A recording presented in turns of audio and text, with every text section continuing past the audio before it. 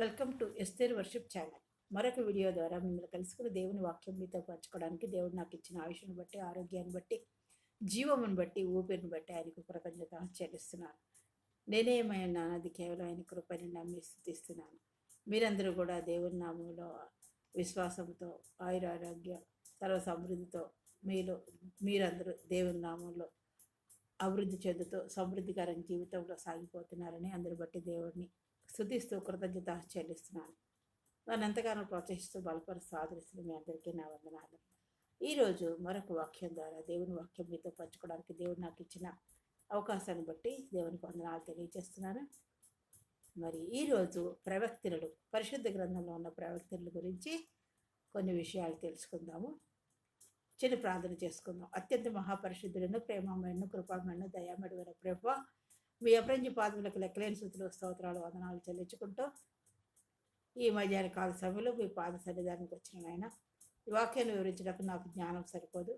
ప్రవక్తల్లో కొందరిని మేము ధ్యానించబోతుండగా ప్రభా, మీరు మాతో మాట్లాడి నాకు జ్ఞానం ఇచ్చి మీ ఆత్మ నడిపింపు దయచేసి మేము కూడా వారిలాగా అట్లాగా మంచి గుణాలతో నాయన మీ అందరి విశ్వాసంలో జీవించగలను మాకు నేర్పించి మహింపదమని మీ ప్రియ కుమారుడు రక్షకుడు నేను యేసుక్రీస్తు వరకు నీ పాదాలు పట్టుకుని అతి ముఖ్యమైన గాడికి వచ్చినాం తండ్రి, ఆమె. పరిశుద్ధ గ్రంథంలో ప్రత్యేకంగా ప్రవక్తలు అని పిలువబడే 11 మంది స్త్రీలు ఉన్నారు. ఎంతమంది ఉన్నారు? 11 మంది స్త్రీలు ఉన్నారు. వాళ్ళు ప్రవక్తలు అని పిలువబడతారు. వారిలో 9 మంది నిజమైన ప్రవక్తలు, 9 మంది నిజమైన ప్రవక్తలు ఉన్నారు. మరియు 2 అబద్ధ ప్రవక్తలు ఉన్నారు. 9 మంది నిజమైన ప్రవక్తలు అయితే 2 అబద్ధ ప్రవక్తలు. నిజమైన ప్రవక్తల పేర్లు చూసుకుందాము. నిజమైన ప్రవక్తలు మిరియాము, నిర్గమకాండం 15-20 వచనం, దెబోరా న్యాయాధిపతులు 4వ అధ్యాయం 4వ వచనం, హుల్డా 2వ రాజులు 22-14 వచనం, ఏషియా భార్య 8వ అధ్యాయం 3వ వచనం, అన్న లూకా 2:36 వచనం, ఫిలిప్పు 4 కుమార్తెలు, అపొస్తలుల కార్యాలు 8:21 అధ్యాయం 8-9 వచనాలు. వీళ్ళందరూ నిజమైన ప్రవక్తలు. అబద్ధ ప్రవక్తలు నోదయ నెహెమ్యా 6:14 వచనం, నోదయ నెహెమ్యా గ్రంథంలో 6:14 వచనం, యెజ్బేల్ ప్రకటన 2:26. వీళ్ళిద్దరూ అబద్ధ ప్రవక్తలు. బైబిల్లో మిరియం అనే పేరుకి హీబ్రూ పదం, ఈ పదం ఏంటి? హీబ్రూ పదం అన్నమాట. దీన్ని సాధారణంగా ఏమంటారంటే చేదు అని, చేదు సముద్రం అని, లేదా తిరుగుబాటు అని, ఇలా అనేక అర్థాలు ఉన్నట్లుగా మనం చూస్తున్నాం. అంటే మొదటిగా మనం మిరియాం గురించి తెలుసుకుంటున్నాము. మిరియాం యొక్క పేరుకి అనేకమైన అర్థాలు ఉన్నాయని మనం తెలుసుకున్నాము. ఈ మిరియాం అనే పేరు హీబ్రూ పదం అని కూడా తెలుసుకున్నాం. అయితే ఈ మిరియాం ప్రవక్తల గురించి నిర్గమకాండము 15వ అధ్యాయం 21వ వచనం చూసుకున్నాం. 20-21. మరియు అహరోను సహోదరియు ప్రవక్తియునగు మిర్యాము తంబురును చేత పట్టుకొను, స్త్రీలందరూ తంబురులతోనూ నాట్యములతోనూ ఆ వెంబడి వెళ్ళగా మిర్యాము వారితో కలిసి ఇట్లు పల్లవి ఎత్తి పాడెను. యెహోవాను గానము చేయుడి, ఆయన మిగులు అతిశయించి జయించెను, గుర్రమును దాని రోతును సముద్రంలో ఆయన పడవేశను అని ఆమె కీర్తన పాడుతున్నట్టుగా మనం చూస్తున్నాం. అసలు ఈ మిరియాం ఎవరు? ఈమెలో ఉన్న గుణాలు ఏమిటి?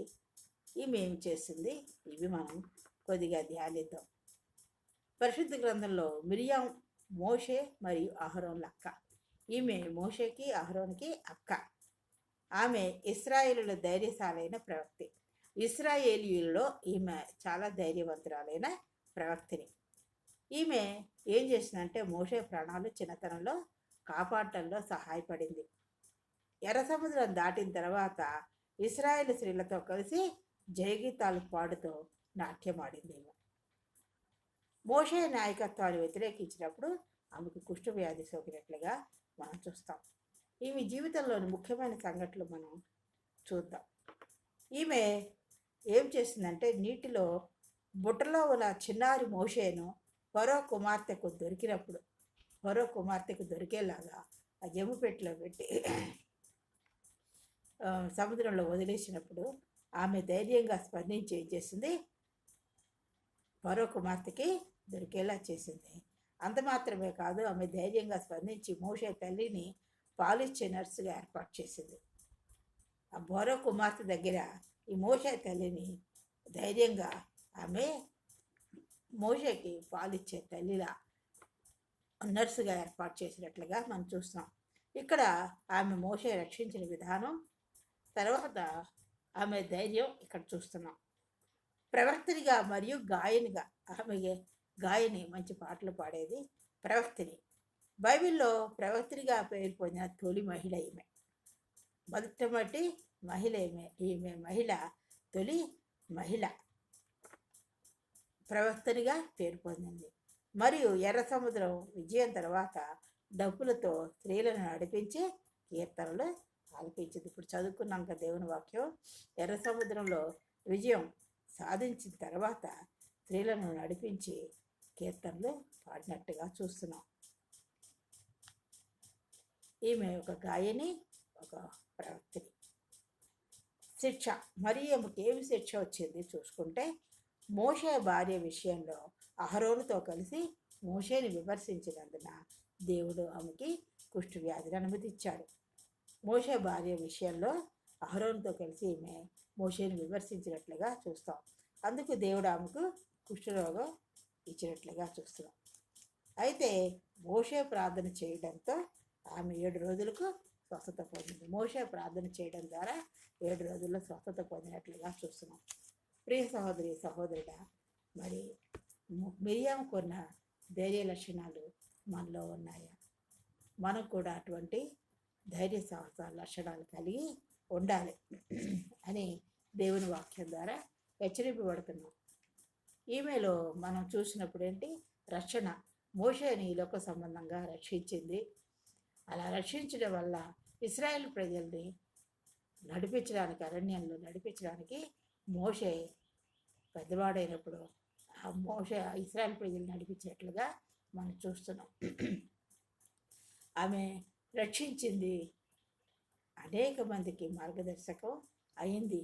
అనేక మంది నడిపించడానికి, ఆమె రక్షించిన ద్వారా, మోషే ద్వారా అనేక మంది ఇశ్రాయేల్ ప్రజలు నడిపించడానికి ఆమె ఒక సాధనంగా వాడబడింది. తర్వాత ఆమెలో ధైర్యం. మోషేని ఫరో కుమార్ దగ్గరికి వెళ్ళినప్పుడు ఆమె తల్లిని అక్కడ పాలిచ్చే తల్లిగా, ఒక నర్సుగా ఏర్పాటు చేయడానికి ఈమె ధైర్యము చూపించింది. తర్వాత ఈమె ప్రవక్తిని, ఈమెకి మంచి పాటలు పాడే గాయని, ప్రవక్తిని. ఈమె ఈ లక్షణాలు కలిగి ఉంది. గాయనిగా పాటలు పాడింది విజయం వచ్చినప్పుడు.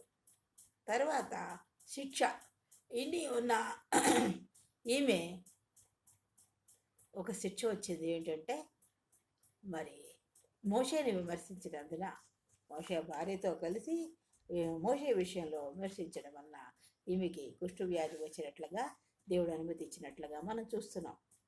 మరి మళ్ళీ మోషే ప్రార్థన చేశాడు. 7 రోజులు ప్రార్థన చేసినప్పుడు 7 రోజుల్లో మరి క్షమించే గుణం గల దేవుడు, ప్రేమమడిన దేవుడు ఆమెను ముట్టి స్వస్థపరిచినట్లుగా మనం చూస్తాం.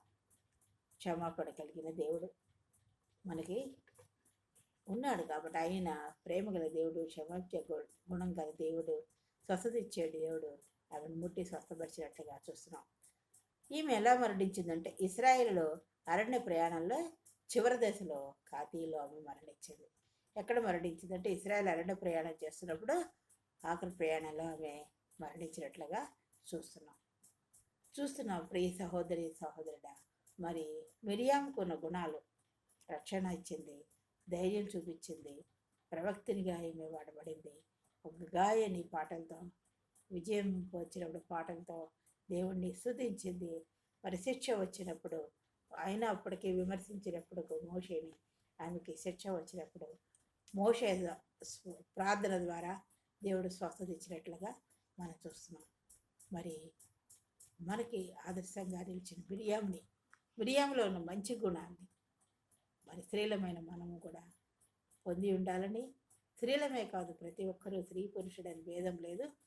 దేవుని యొక్క మంచి గుణాలు స్త్రీలో ఉన్న ఒక సాక్ష్యంగా మాదిరిగా స్త్రీలో ఉన్న అవన్నీ కూడా దేవుని యొక్క లక్షణాలు కాబట్టి మనము అందరం కూడా అలాంటి మంచి గుణాలు కలిగి దేవుని నామంలో విశ్వాసంలో ముందుకు సాగిపోవాలని ఈ వాక్యం ద్వారా మనం హెచ్చరించబడుతున్నాం. అలా మంచి గుణాలు ఉన్నప్పుడే దేవుని పరిచర్యలోనూ మనకున్న తలాంతులతో మనం వాడబడగలం, అనేక మందిని రక్షణలోకి దేవుని సువార్త చెప్పి నడిపించగలదని ఈ వాక్యం ద్వారా మనం హెచ్చరింపబడుతున్నాం. చిన్న ప్రార్థన చేసుకుందాం. అత్యంత మహాపరిశుద్ధులను, ప్రేమామయుడు, కృపామయుడు, దయామయుడైన ప్రభువా, మీ అభివృద్ధి పాదములకు లెక్కలేని స్థుతులు స్తోత్రాలు చదివించుకుంటూ మరొకసారి నీ పాత్రంలోకి వచ్చినాం. ఆయన మిరియం ద్వారా, అందులో ఉన్న మంచి గుణాల ద్వారా మీరు మాకు ఇచ్చిన వర్తమానం బట్టి మీకు వందనాలు ప్రభువా.